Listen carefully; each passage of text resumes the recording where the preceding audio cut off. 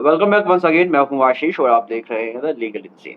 तो बेसिकली क्या होता है कि जब पत्नी 498 का केस फाइल करती है तो हस्बैंड के साथ साथ हस्बैंड के जो रिलेटिव्स हैं, हस्बैंड का ब्रदर है, हस्बैंड के फादर है, मदर है, सिस्टर है, सबके अगेंस्ट कभी कभी तो जो रिलेटिव्स होते हैं, दूर के रिलेटिव्स होते हैं जिनका कोई प्रेजेंस ही नहीं है मैट्रिमोनियल हाउस में, उनको भी इम्प्लीकेट करती है। कुछ केसेस में तो देखा जाता है कि बेसिकली जो फैमिली फ्रेंड्स हैं, उनको भी इम्प्लीकेट किया जाता है, जो रेंट पे रह रहा है, उनको भी इम्प्लीकेट किया जाता है, जो नेबर्स हैं, उनको भी इम्प्लीकेट कर देते हैं। सो इन पर्टिकुलर सिचुएशंस में क्या ये 498 का केस सस्टेनेबल है? सबसे पहली बात ये हम समझेंगे और इसके साथ-साथ फिर हम समझेंगे कि जो कंप्लेंट रजिस्टर की जाती है, हस्बैंड के अलावा जो हस्बैंड के रिलेटिव्स के अगेंस्ट जो कंप्लेंट रजिस्टर की जाती है, वहाँ पर बेसिकली कोर्ट क्या देखती है और आपको बेसिकली क्या प्रूव करना है। अगर रिलेटिव्स की बात आती है तो रिलेटिव्स के केस में क्या चीजें प्रूव करनी है कोर्ट में हस्बैंड को, ताकि वो अपने आप को डिफेंड कर सके, या हस्बैंड के रिलेटिव्स को क्या प्रूव करना है ताकि वो अपने आप को डिफेंड कर सके। सो बेसिकली सबसे पहले ये समझो कि जो 498 का केस है ये सिर्फ हस्बैंड और हस्बैंड के रिलेटिव्स के अगेंस्ट ही किया जा सकता है। कोई दूर का जो रिलेटिव है जिसका कोई प्रेजेंस ही नहीं है उस मैट्रिमोनियल होम में, जो कभी आया ही नहीं है, उसको पत्नी इम्प्लीकेट नहीं कर सकती है।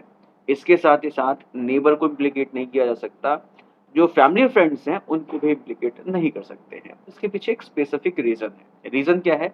रीजन है सेक्शन 498 ए खुद। जो आईपीसी का सेक्शन 498 ए है, या जो अब नया कानून आ गया है भारतीय न्याय संहिता, इसका सेक्शन 85 और 86 ये स्पेसिफिकली कहता है कि 498 के केस में पत्नी सिर्फ पति और पति के रिलेटिव्स को ही इम्प्लीकेट कर सकती है, और वो रिलेटिव्स जो उसके साथ मैट्रिमोनियल हाउस में रहे हैं, और बाकी किसी रिलेटिव्स को नहीं। जो रिलेटिव्स दूर रहते हैं, जिनका मैट्रिमोनियल हाउस में कभी आना ही नहीं हुआ है, उन रिलेटिव्स को जो है पत्नी इम्प्लीकेट नहीं कर सकती है।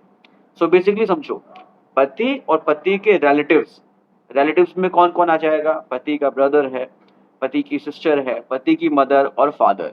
सिर्फ ये चार लोग ही ज्यादातर सिचुएशन में मैट्रिमोनियल हाउस में रहते हैं, तो सिर्फ इन्हीं को ही पत्नी इम्प्लीकेट कर सकती है और किसी को नहीं। अगर हम फ्रेंड्स की बात करें या नेबर की बात करें, वो ना तो मैट्रिमोनियल हाउस में रहते हैं और ना ही उनके बारे में इस पर्टिकुलर सेक्शन में, सेक्शन 498 में कोई जिक्र किया गया है। सेक्शन 498 में किसी भी नेबर को या किसी भी फैमिली फ्रेंड को पत्नी इम्प्लीकेट नहीं कर सकती। अगर उसने इम्प्लीकेट किया है, एफआईआर में उनका नाम दर्ज करवाया है, तो यहाँ पर उनको इस सिचुएशन में डायरेक्टली हाईकोर्ट अप्रोच करना है और क्वेश्चन की पिटिशन फाइल करनी है, और डे वन में ही जो है क्वेश्चन की पिटिशन उनके फेवर में अलाउ होगी। जो एफआईआर उनके अगेंस्ट हुई है या जो क्रिमिनल प्रोसीडिंग उनके अगेंस्ट चल रही है, वो क्वैश हो जाएगी। ये तो बात थी नेबर और फ्रेंड्स के बारे में। लेकिन हम ज्यादातर केसेस में देखते हैं कि पति के साथ जो पति के रिलेटिव्स हैं, उनको इम्प्लीकेट किया जाता है, नो डाउट किया जाता है। लेकिन क्या ये जरूरी है कि पति के साथ साथ जो सभी रिलेटिव्स हैं वो 498 में गिल्टी हैं? नहीं है। कुछ केसेस में ये देखा जाता है कि पति ने जो है 498 में ऑफेंस किया है, क्रुएलिटी की है वाइफ के साथ, उसको हैरेस किया है डाउरी को लेकर, या किसी भी तरह से उसको हैरेस किया है, उसके ऊपर क्रुएलिटी की है। जब पति ने की है तो बात समझ में आती है कि पति को सजा दो। लेकिन जो पति के रिलेटिव्स हैं, अगर उन्होंने नहीं किया है तो इस केस में उनको नहीं फंसाया जा सकता। अब ये चीज कैसे प्रूफ होगा कि उन्होंने नहीं किया है? इसके लिए सिर्फ पत्नी की कंप्लेंट ही काफी है। सीएडब्ल्यू सेल में या महिला थाना में जो पत्नी ने कंप्लेंट दी है, उसमें क्या स्पेसिफिक एलिगेशंस लगे हुए हैं, किस किस को लेकर स्पेसिफिक एलिगेशंस लगे हुए हैं, ये देखना जरूरी है। अगर पत्नी ने उस कंप्लेंट में सिर्फ पति के बारे में बोला है, स्पेसिफिक एलिगेशन लगाया है, और बाकी सभी लोगों के बारे में सिर्फ इतना बोल दिया कि मुझे जो है टॉर्चर किया इन लोगों ने, मुझे परेशान किया, हैरेस किया, डाउरी के लिए किया, या किसी भी रीजन से मुझको हैरेस किया है, तो इतना सफिशिएंट नहीं है।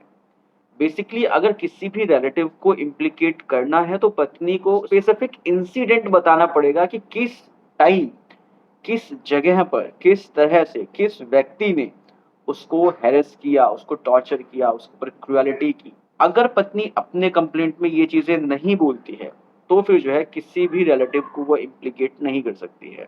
एक बहुत ही अच्छा और रिसेंट जजमेंट है सुप्रीम कोर्ट का, नीमय Shah versus state of Jharkhand.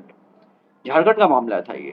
इसमें सुप्रीम कोर्ट ने साफ साफ कहा कि अगर वेग एलिगेशन लगा हुआ है किसी भी रिलेटिव के अगेंस्ट, तो वो सस्टेनेबल नहीं है। अगर पत्नी ने कोई स्पेसिफिक इंसिडेंस नहीं बताया है क्रूएलिटी का किसी रिलेटिव्स के द्वारा, तो यहाँ पर उसकी कंप्लेंट सस्टेनेबल नहीं होगी। अगर इसके बावजूद भी एफआईआर रजिस्टर हुई है, तो वह व्यक्ति हाई कोर्ट अप्रोच कर सकता है और उस एफआईआर को क्वैश करवा सकता है।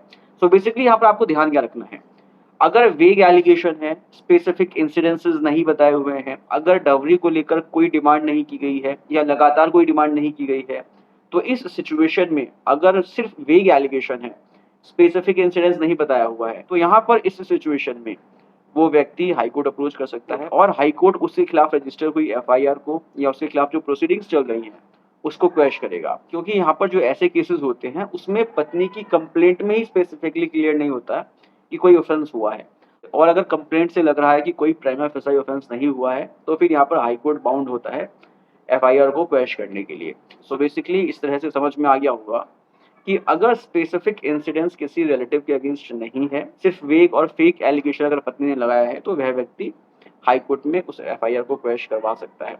उम्मीद करता हूँ वीडियो इन्फॉर्मेटिव लगी होगी। अगर इन्फॉर्मेटिव लगी है तो उसको शेयर कीजिए। मिलते हैं नेक्स्ट वीडियो में। Take care, bye bye.